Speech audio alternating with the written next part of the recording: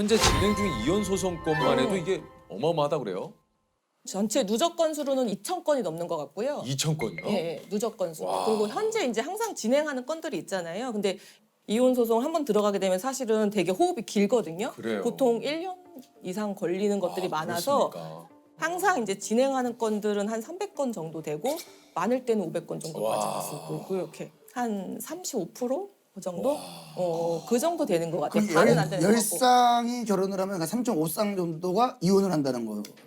근데 요즘에 그게 이제 통계에 또 사실 오류가 있는 게 요즘에 하도 혼인 신고 자체를 안 하는 부부들이 되게 많아요. 예, 맞아요, 그렇기 때문에 맞아요. 이들이 이혼을 했을 때 통계상 잡히지 않는 경우가 되게 많죠. 근데 혼인신고를 하지 않는 이유가 있나요? 이유가 굉장히 많죠. 신고 바로 하실 거예요? 저요? 네. 그러니까 저는 예를 들어서 저는 이제 변호사님. 많아. 바로 지금 이제 왜냐면은 저도 이제 결혼 전제 하에 지금 이제 잘 만나보고 있는 건데 만약에 결혼을 하면 네. 해야 되지 않을까라는 생각을 일단 하고 있거든요. 우리 때야 다 그렇잖아요. 그렇죠, 그러니까 우리 때야 뭐 당연히 혼인 신고를 하는 게 순서라고 생각을 했는데 요즘은 안 그런 분들도. 요즘에는 아이를 낳고서도 안 하시는 분들도 정말 많아요. 그래요? 예, 예. 아니 어쨌든 이게 이제 최근 통계에 따르면은 결혼 4년 차 이하 신혼부부의 이혼율이 가장 또 높다고 하고요. 4년 차 이하. 예, 이게 이제 시대에 따라 바뀐 결혼 생활과도 조금 그 연관이 있다 그래요. 요즘에는 결혼이 이제 필수는 아니고 선택인 시대가 그렇죠. 됐잖아요. 네. 그렇죠. 안 해도 되는데 내가 그렇죠. 굳이 하는 거니까 굉장히 어. 신중하고 그 신중은 사실은 다른 의미로는 사실은 뭐 실리를 따진다 이런 게 있어요. 그렇죠. 네. 조금 그런 이해관계를 좀 따지게 되는데 본인들의 돈을 각자 어떻게 쓰고 어떻게 관리를 하느냐에 대한 갈등이 굉장히 심해요. 근데 우리가 생각했을 때는 경제 공동체라는 그렇죠. 관념이 예, 굉장히 예. 많았는데 요즘은 아예 그런 게 없단 말이에요. 그래서 그래요? 제가 한 7, 8년 전에 뭐 이혼 상담을 하면 젊은 부부가 왔길래 돈을 각자 관리합니다 했을 때 굉장히 특이하다라고 생각을 했었거든요. 근데 이제는 돈을 같이 합쳐요라고 하는 부부들이 오히려 오히려 특이한. 특이한 정도예요. 어떻게 하실 거예요? 저요? 변호사님 약간 아니, 오늘 뭐 청문회입니까? 지금 저는 결혼 전제라고 하니까 주변에 결혼한 친구들한테 물어보잖아요. 야, 너 어떻게 이렇게 그 관리를 하니? 라고 물어보면은 두 사람이 같이 일을 하고 있는 경우에는 공통 통장을 만들어서 그래요, 맞아요. 한 달에 맞아요. 어느 월급에서 맞아. 뭐 같이 뭐 100만 원씩 그렇게 하신다고 매달 내는데 이제 그러다 보면은 너 왜 입금을 안 했니? 뭐 이런 걸로도 좀 싸우게 된다. 진짜 정말 정확해요.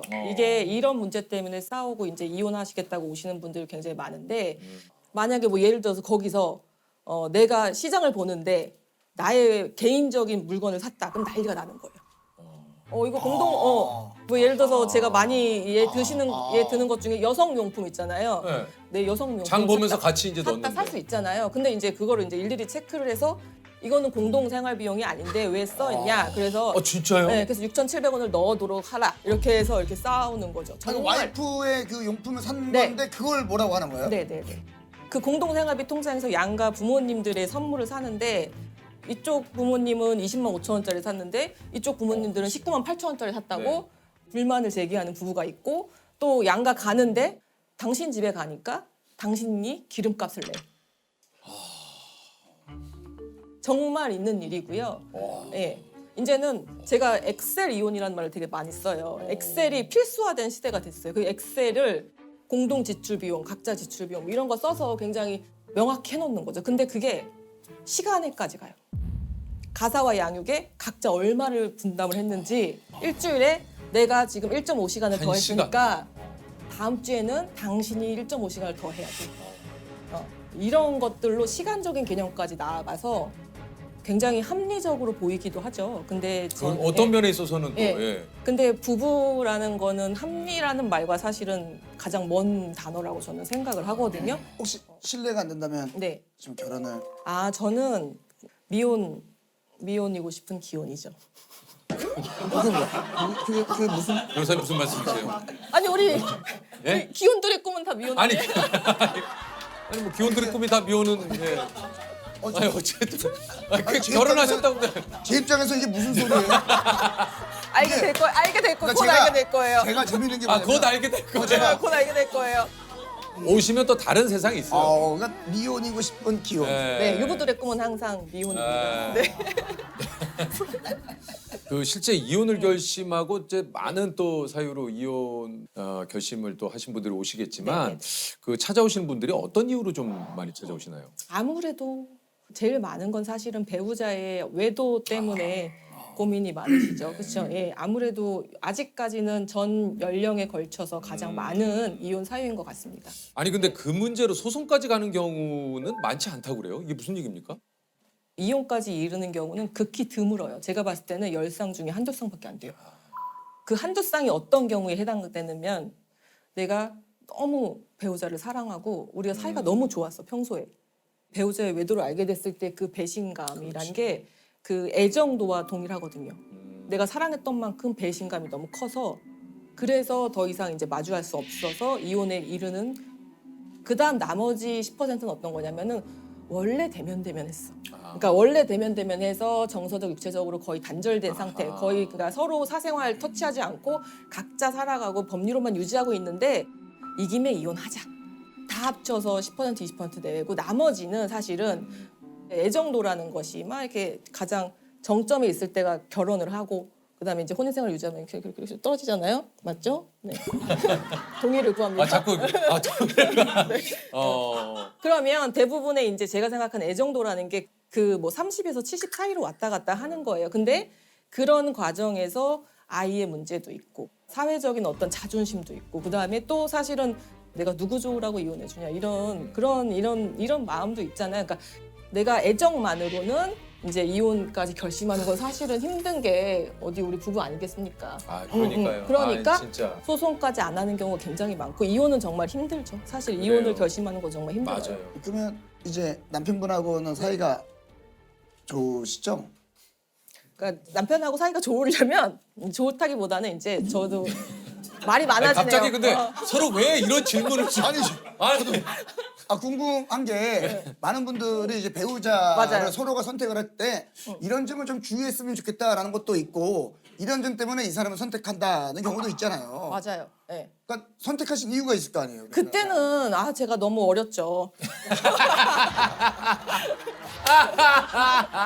아 나 변호사야 진짜.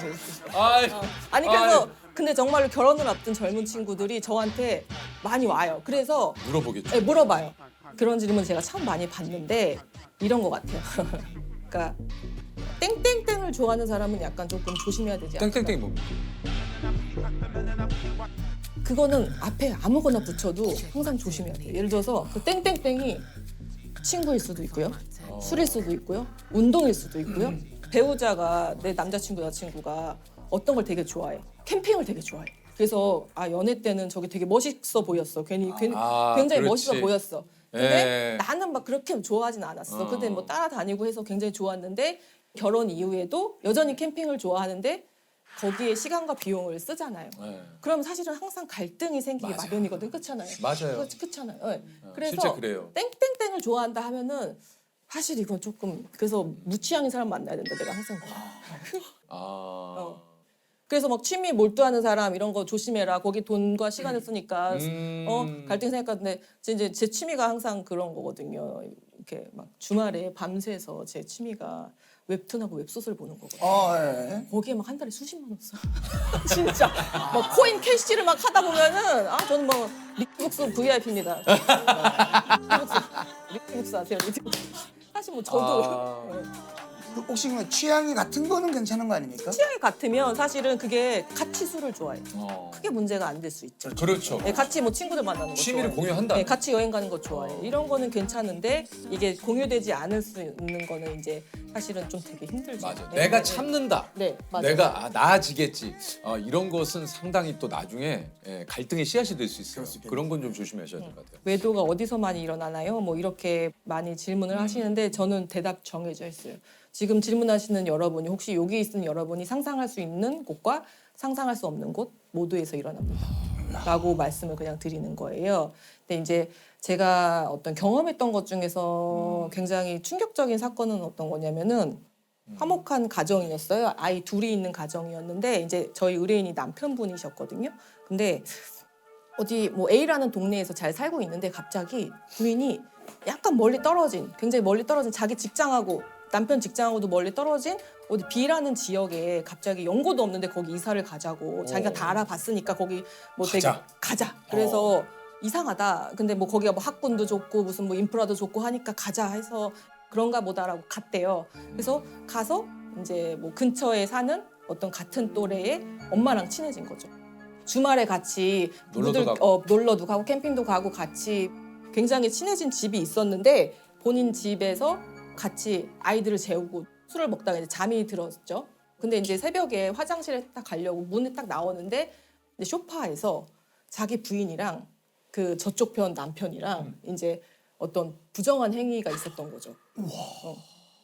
난리가 났죠.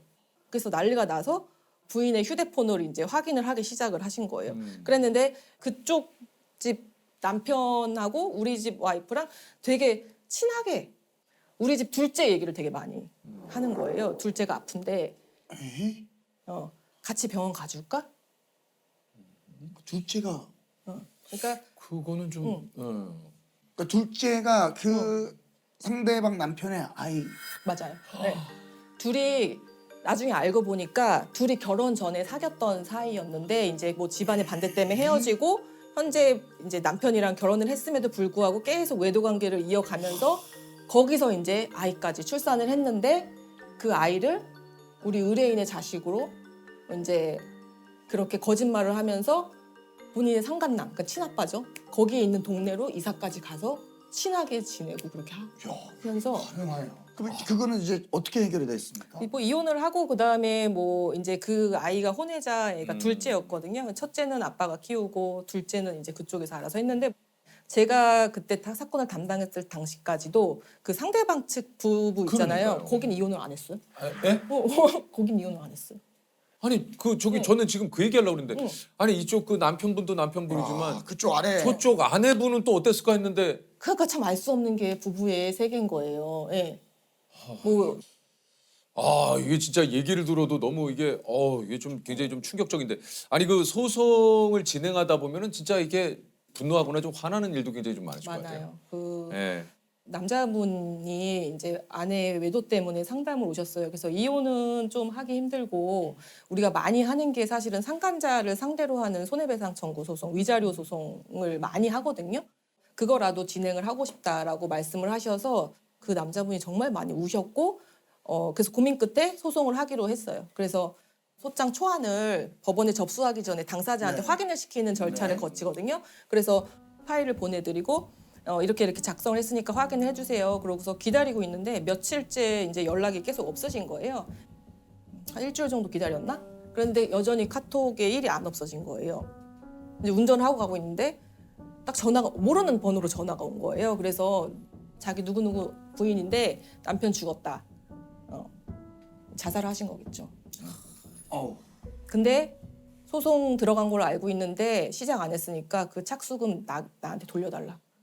그 와이프가 그 외도의 당사자죠. 나 애 데리고 살아야 되니까 돈 돌려달라. 참. 이건 제가 안 돌려도 되거든요, 사실은. 사실은 예, 계약이 다 예. 됐고 뭐 진행이 다 됐기 때문에. 근데 제가 그냥 조의금으로 돌려줬어요, 그냥. 네. 그러니까 오셔가지고 이혼을 고민을 하시고 한참 본인의 이제 사연을 얘기를 하시고 저 이혼해야 되는 게 맞는 거죠. 이거를 꼭 확인을 받고 싶어 하시거든요. 저는 항상 정해져 있어요, 대답은. 선생님이 이혼을 하시겠다고 하면은 재판상 이혼 사유는 해당돼서 이혼은 될 것 같습니다만 대신에 저의 얘기, 그 다음에 주변 사람들의 얘기를 전혀 듣지 마십시오. 왜냐하면 그렇죠.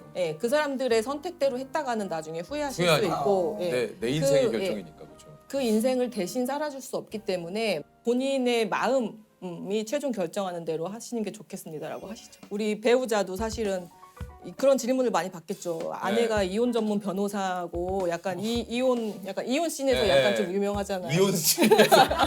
알죠? 힙합 씬 같이. 예. 약간 이혼 씬에서 약간 유명하니까 약간 후덜덜할 것 같기도 막 그런 이제 이미지가 있잖아요. 정말 오해예요. 왜냐하면 저희는 제 배우자보다 편하게 살고 있는 사람이 없거든요. 왜냐하면 저는 싸움을 하지 않는 법을 알고 있어요. 그러니까 이혼하지 않는 아 그럼 어떻게 하면 싸움을 안 합니까? 되게 슬픈 얘기인데요. 그 이제 저는 신혼 초에 이런 걸 깨달은 거예요. 신혼 초에 우리 배우자가 연락이 안 돼. 그 무슨 집들이를 간다고 하면서 연락이 친구 집에 집들이를 간대요. 밤 10시부터 11시부터 연락이 안 되는 거예요. 근데 새벽 3시, 4시까지 연락이 계속 안 되는 거예요. 그럼 그 긴 시간에 이제 기다려 보신 분은 알겠지만 10분이 10시간 같아요. 그래요. 그렇잖아요. 새벽에. 아니 혹시라도 또 뭔 일 났나. 네, 막 분노했다가 걱정했다가 맞아요. 무슨 뭐 여러 가지 감정이 거치면서 이미 내 마음속에 이혼을 했어. 이미. 이제 나는 이제 막 싸우려고 이제 준비를 하고 있는데 이제 상대방이 자기는 친구 집에 가서 술을 먹다가 피곤해서 잠이 들었고 잠을 잔 죄밖에 없다. 그래서 전화 연락을 못 받은 거는 자기의 잘못이 아니다. 아니 그거는 이제 어찌됐든 간에 네. 내 아내에게 그거를 제대로 얘기하지 못하고 잠든 거는 이게, 내가 오늘 늦게 올 수 있다. 아 친구하고 좀 뭐. 이것이 나의 입장. 이것이 나의 입장이고 상대방의 입장은 본인이 뭐 이렇게 부끄러운 짓을 안 했기 때문에 그런 거잖아요. 기본 전제는 그거겠죠. 그래서 자기는 피곤해서 잠든 죄밖에 없는 거니까 그거에 대해서 화를 몰고 책망하는 내가 잘못이다. 라는 걸로 되게 크게 싸운 적이 있었거든요. 저는 그때 되게 크게 깨달았죠. 인간은 이해하는 존재가 아니다. 라는 걸 깨달았죠.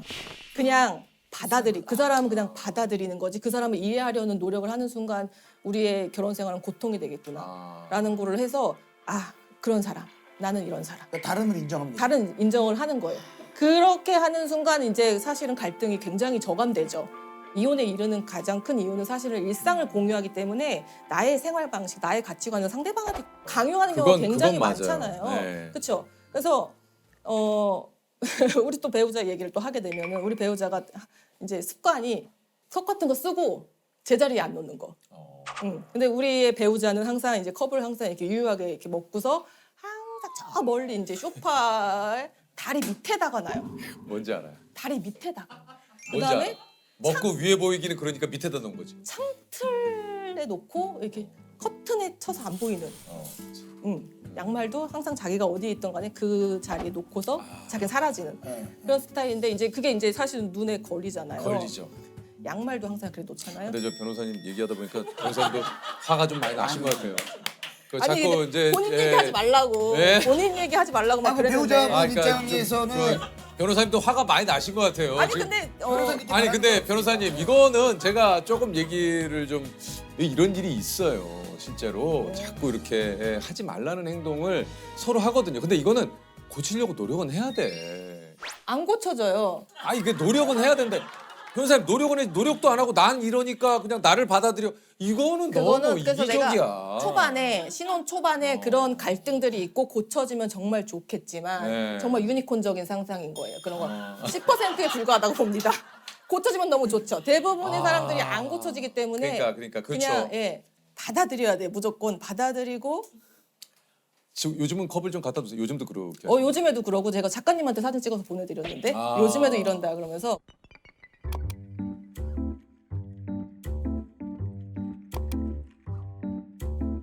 근데 이제 아좀 두세요. 이제는 제가 뵌 적도 없고 그렇지만 좀 부탁드릴게요. 근데 또 주세요. 배우자님 입장에서 또 할 얘기 있지 않을까요? 잔 10개 가운데 한 반 정도 한 30%라도 좀 조금씩 한번 갖다도 보세요. 정말 제가 그래서 제 별명 박보살이에요? 진짜로. 보살님. 정말. 서로 다른 사람들이 만나서 같은 어떤 공간과 시간을 공유했다고 해도 각자가 기억하는 그 결혼 생활은 아예 다르거든요. 이혼에만 파탄이라는 말을 쓰는데 파탄은 깨지고 터졌다는 소리거든요. 회복될 수 없다는 그런 의미잖아요. 사실 깨진 걸 붙일 수 없으니까. 예. 저는 좋은 이혼은 있다고 생각을 해요. 내가 결혼 과정에서는 뭔가 갈등을 봉합하지 못해서 헤어지지만 그 과정에 있어서는 그래도 성숙할 수 있거든요. 상대방을 더 짓밟고 상대방을 더 비난하고 이런 것보다는 이런 사람이었구나. 그래서 우리가 갈등이 있었고 서로 달랐구나. 정말로 부부는 서로 노력을 해야 되는 것 같아요. 정말 말할 수 없을 만큼의 두 사람의 둘 다의 노력이 필요한 거죠. 사실은.